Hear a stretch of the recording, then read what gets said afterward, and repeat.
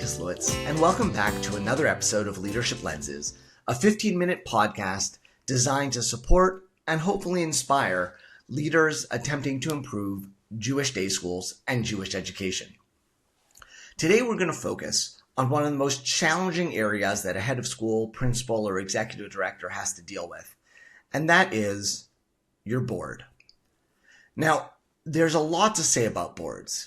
We can talk about training board members. We can talk about committees, structure, bylaws, best governance practices.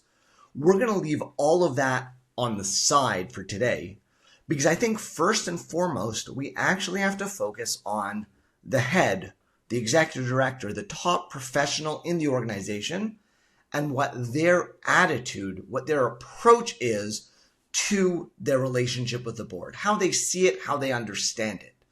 And to do that, I've been thinking about this for a while, and I think we have basically three categories of how I've seen heads and executive directors approach their boards. Now, I don't want you to take this the wrong way, but I think these three categories roughly parallel the 5 stages of grief, which are written about extensively in psychological literature. Now, I don't want to say that your board always gives you grief, and I don't want to devalue or lessen what real grief is, but I want to use these because they are an effective progression of our psychological ability, our emotional ability to process, deal with, and encounter challenging areas. And like the actual stages of grief, they're not necessarily sequential. We can go back and forth. And I'm not saying that you're absolutely black and white in one category, category 1, 2, or 3.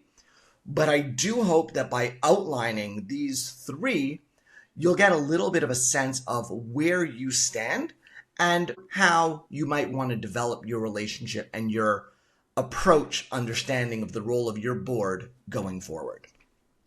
So the first group, and this is a group that I will admit I fell into as a starting head, is the group that parallels the stage of grief known as denial, right? Because you're an educator, you're a teacher, you've worked with 10-year-olds, 15-year-olds, maybe 18-year-olds. You've dealt with parents as parents, but for the first time, you're stepping into that role where you need to deal with the board, not as your customer, but in many ways as your supervisor. They are guiding, they are ultimately determining whether your contract is renewed.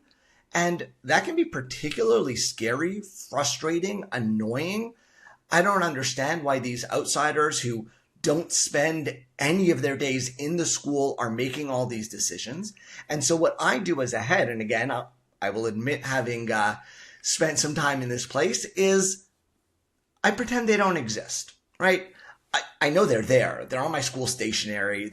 We have meetings every once in a while, but I do my best to avoid them. I do my job. They do their job, right? I have minimal interactions. I try to basically get by without them. And this denial stage sometimes also gets mixed in with a little bit of an anger stage, right? Because they shouldn't really be here. Why are they messing up my work? I understand the school. I understand how to plan the budget. I understand how to do all of these pieces.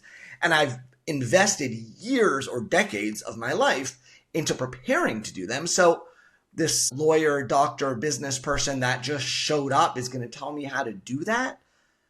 So heads in this category deny, avoid, sometimes frustration, either internally or externally. And this is towards the board as a whole. I want to be clear. You might be in this category and still have a beautiful relationship with your board president or with your board treasurer on an individual level. You might like them. You might get along very well and even have, great meetings one-on-one. But the concept of a board as a board is something that you don't get. You're not particularly interested in getting.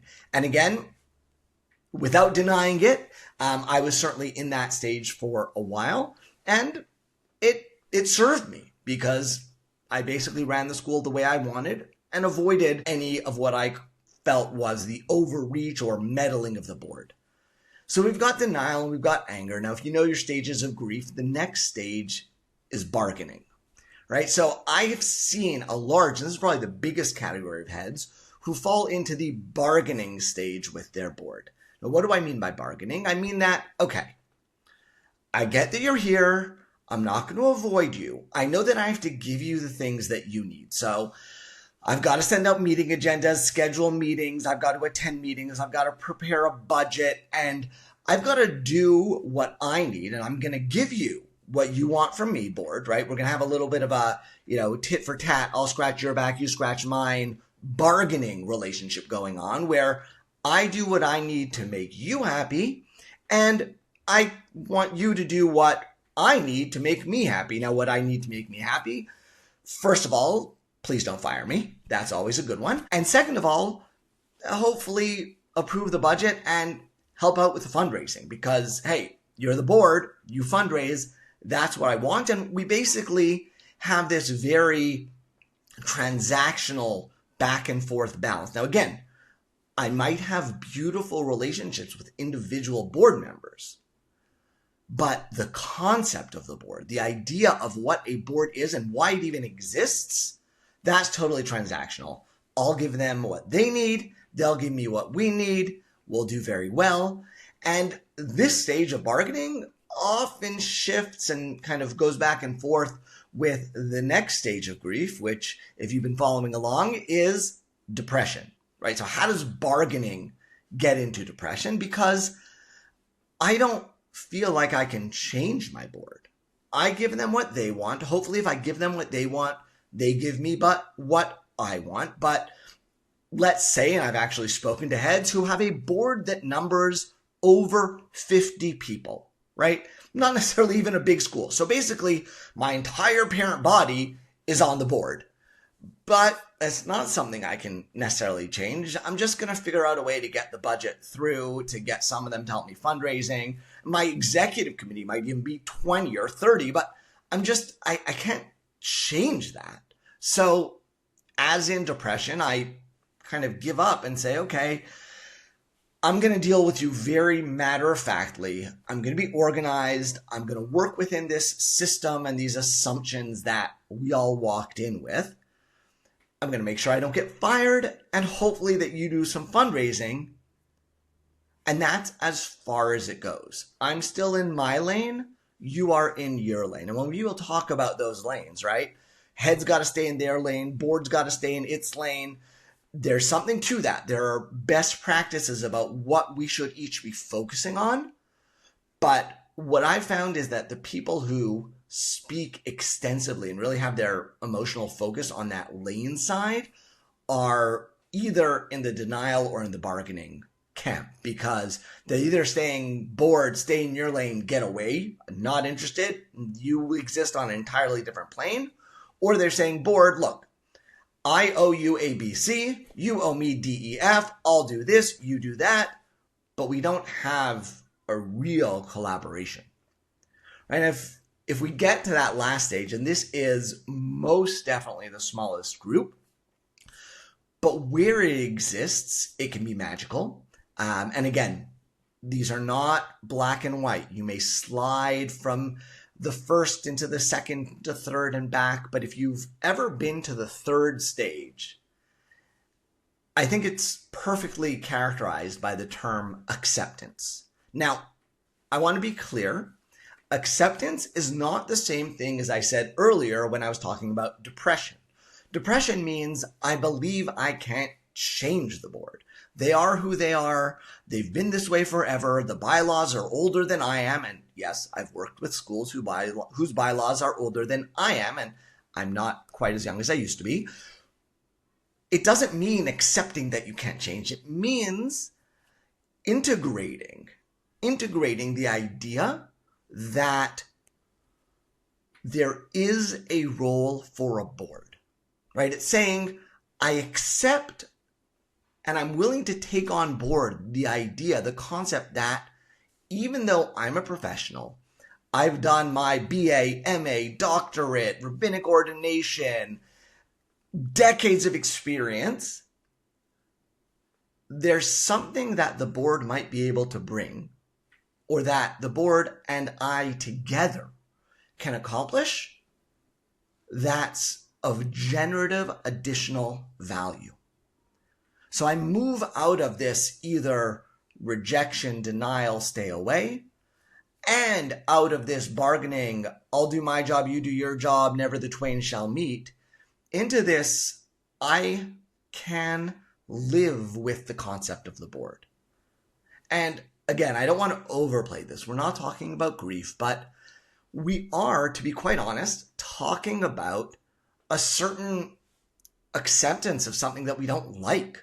Because, and again, I'll say this for myself, I spent 10, 11 years in full-time education and graduate study for my own training, ongoing PD seminars, conferences, writing, reading, and then somebody walks in with none of that and is my boss, right? How does that work? And so it takes a journey. It takes a tremendous amount of work to get to this place where we fundamentally shift to say, you know, I can proactively integrate the idea of what a board can do into my vision of school leadership. Now, how do we know when we're working with someone who takes that approach? Because that person tends to talk less about bylaws, best practices, and committee structures, and tends to start more from the side of, wait, hold on. Why was this school set up with a board? And what could we potentially accomplish with the board? Where could the board lead us? How does the board hold the school in trust on behalf of the community in a way that's different and additive and generative beyond what the professionals can do? And if you're in that stage, you're typically willing and able over a long term, right? This is not tomorrow. I often say boards are like battleships, right? You can steer them, but you have to have a lot of headway. You have to have a lot of room to maneuver to plan the direction you're going in, and as opposed to springing it as a surprise. But I've seen schools reduce their boards from 30 to 10 members. Not because it's quote unquote best practice, but because they said, hey, I think this idea of a board could really enhance the school. It can't do that if there's 30 people. And so they went to the board and they started the discussions of, I want the board to hold this school in trust on behalf of the community.